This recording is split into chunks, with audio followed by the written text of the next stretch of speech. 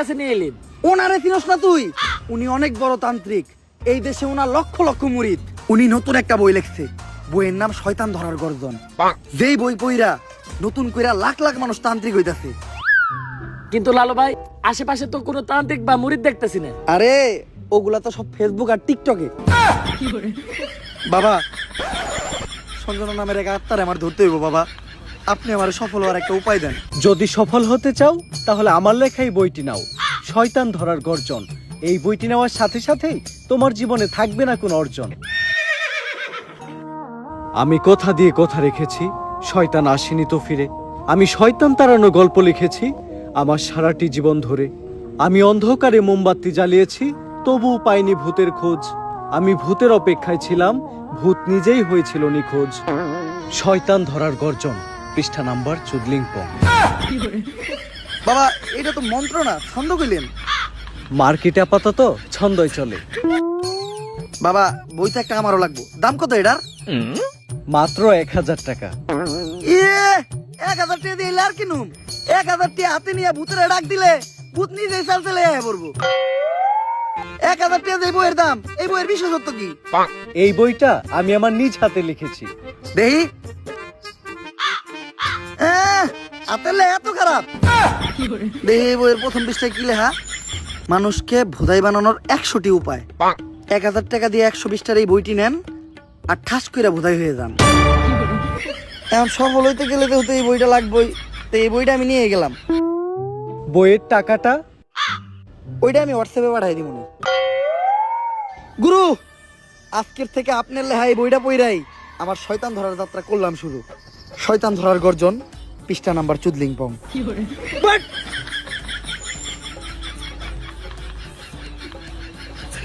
আত্মা ডাকার জন্য প্রথমে ময়দা দিয়া গোল করে একটা দাগ দিতে হইব, তারপর এক জন্ডে দাগের বাইরে বাই করতে হইব, কারণ শুধুমাত্র সেই আত্মাটা দেখতে পাইব। তুই দাগের বাইরে দিয়ে দাঁড়া, আত্মাটা খালি তুই দেখতে পাবি, দেখা মাত্রই আমার সিগন্যাল দিবি। ঠিক আছে ভাই।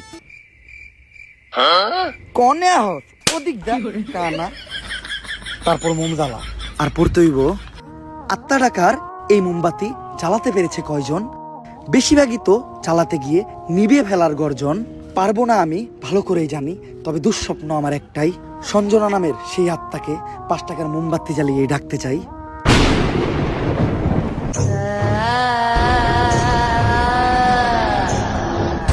ওই দেখ তো কোন আত্মা টাত্মা আইছে নাকি?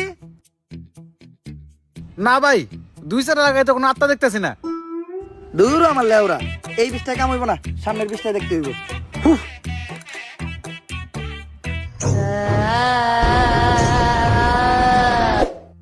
অশুভ আত্মা ডাকতে গেলে একটা লাশ লাগবে, তাও আবার মাথা ছেঁচা।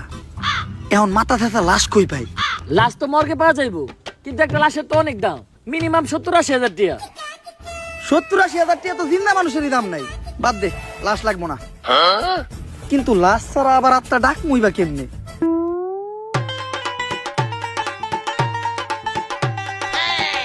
একটা হিট নিয়ে আয়।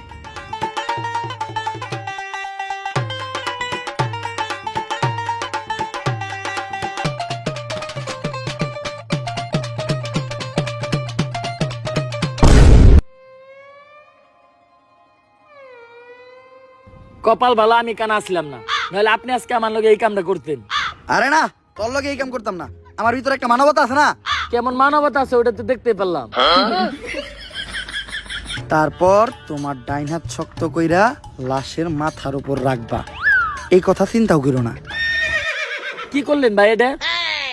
যদি এটা কইরাও ফেলো, তাইলে মাথার উপর থেকে হাতটা সরাইয়া হাতটা লাশের বুকের উপর রাখবা, এইটাও করা যাইব না, কারণ এটা করার লগে লগেই লাশটা বাদ হয়ে যাইব, ওই লাশ দিয়ে আর আত্মা ডাকা সম্ভব না। ভাই ভালো করে পড়ে দেন, হয়তো কোনো সমাধান অবশ্যই আছে। যদি এই 2 কাজই তুমি কইরা ফেলো, তাইলে ওই লাশটা ঠিক করার একটা উপায় আছে। একটা উপায় আছে রে, বাচ্চি, এইটা মনের ভুলেও পাইব না।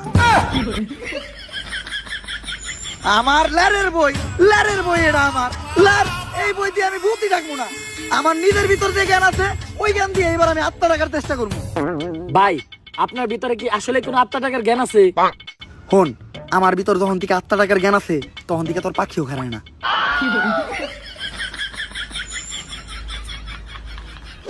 এগুলা কি করতেছেন বাবা? আজকেও 5টা সাংবাদিক খুন হয়েছে, দেশে তো কেউ সাংবাদিকতাই করতে চাইতেছে না। তুই চিন্তা করিস না, আজকের ভিতরেই আমি সঞ্জনারে বন্দি করবো। এর লেগে লাগবো আমার একটা বেলকাটা, 1/2 লিটার কাঁচা দুধ, একটা লেবু, একটা মোমবাতি, আর তো কনস্টেবলের একটা চুল। তোরে যে চুল ডানতে কইছিলাম, চুল ডানছস? হ বাবা, এই যে এই চুল এত ছোট আর এত মোটা কে? এরকম চুল তো আগে দেখি নাই। কোনকার চুল এটা?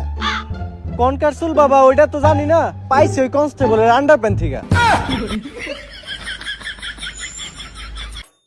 চলবো, কালকের ভিতরই সঞ্জনা আমার হাতের মুঠোয়। করতাছি ষড়যন্ত্র, জানি না কোনো মন্ত্র। পাশের বাড়ির কাকার নাম জালাল, হ্যাঁ খায় সুদ। আধা ঘন্টা ধরে আমরা আটকায়া বয়ে রইছি আমাকে মুত। সঞ্জনা তুই এক খেয়ে যাই 250 গ্রাম কাঁচা দুধ। ভাই দুধ আনলেন 1/2 কেজি, দিলেন মাত্র 250 গ্রাম, বাকি 250 গ্রাম তো আছে, এটা আমি খাই না। এই দুধ যদি কেউ খায় তাহলে অনর্থক হইটা যাইব। এটা আমারে দে।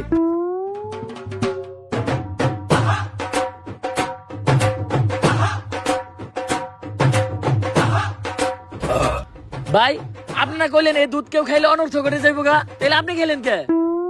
আরে আমি তো খাই নাই, পান করছি। সবকিছুই রেডি আছে, এখন খালি এই কাঁচা দুধের ভিতর তাজা রক্ত দিতে হইব। দে তোর 8টা দে। 8 টাকাইটা কয়েক ফোঁটা রক্ত দুধের ভিতর ফালাই। এ আমি দিমু কে? আপনার ভাল লাগলে আপনি দেন। আরে রক্ত তো আমি দিতাম, কিন্তু আমার রক্তের গ্রুপের লগে সঞ্জয়ের রক্তের গ্রুপ মিলে না। রক্ত লাগবো এ পজিটিভ, আমার রক্তের গ্রুপ হইলো এবি পজিটিভ। এর লেগে তোরই দেওয়া লাগবে। কিন্তু ভাই আমার রক্ত তো এ পজিটিভ না, আমার রক্ত ও পজিটিভ। ও পজিটিভ? আমি তো বুঝলাই গেছিলাম ও পজিটিভ রক্তই তো লাগবো। দে।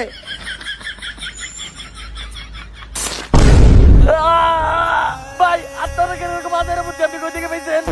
আরে এই বুদ্ধি আমার নিজের মাথার থেকে আইছে। এই ধরনের বুদ্ধি আমার মাথায় ভরপুর। আমার লগে ভন্ডামি করেন না, সত্য করে কোন আপনি। ইউটিউবের থেকে দেখছি, সব কাজই সম্পূর্ণ। এখন আমি সঞ্জনার এডাইকা লেবুর ভিতর আর আত্মাটারে বন্দি করবো।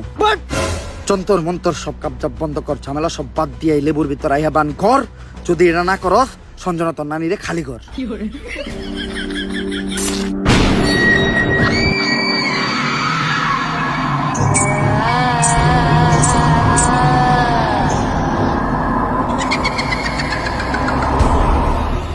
ভাই ভাই বাপ কাছে ভূত।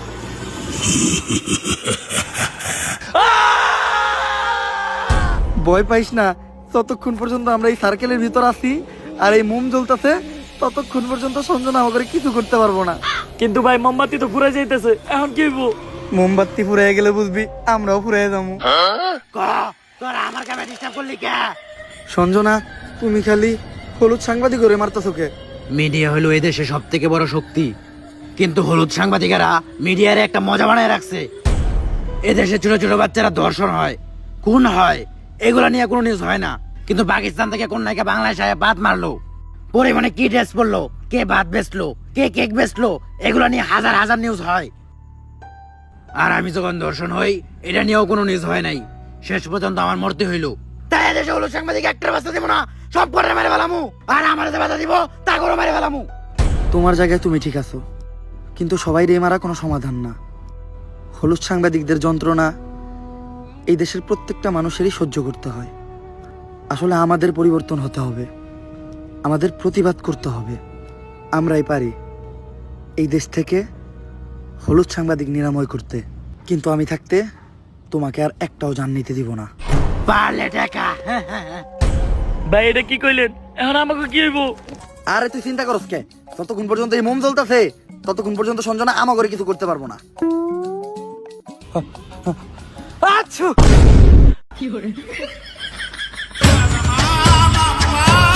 ভাই এটা কি করলেন? মামলা নিবিয়ে লাইলেন।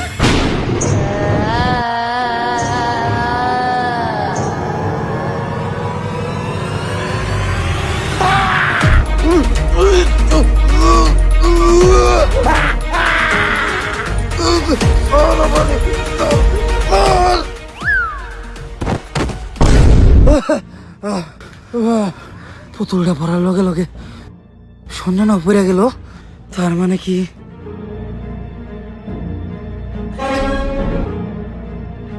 দুম ধুম তাক তাক ধুম ধুম ধুম ধুম তাক তাক ধুম ধুম ধুম জাফরুইটা নিয়ে আয়। না না না না এটা করিস না। লেবুর ভিতরে ঢুকবি নাকি কইরা দিমু চুদলিং পং? আমি এনে ঢুকতেছি, কিন্তু মনে রাখিস আমি ফিরবো, আমি আবার ফিরবো।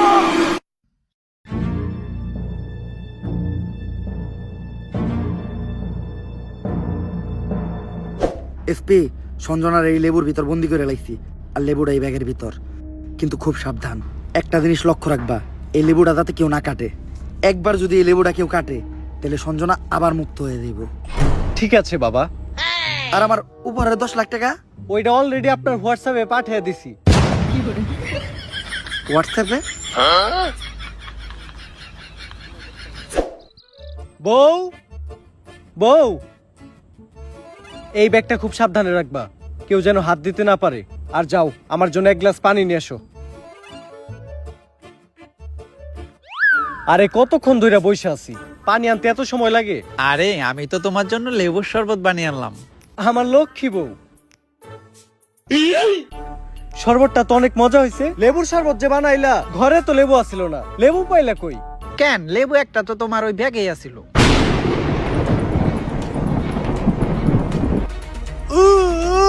কি গো, কি হলো তোমার? এমন করতেছো কেন তুমি?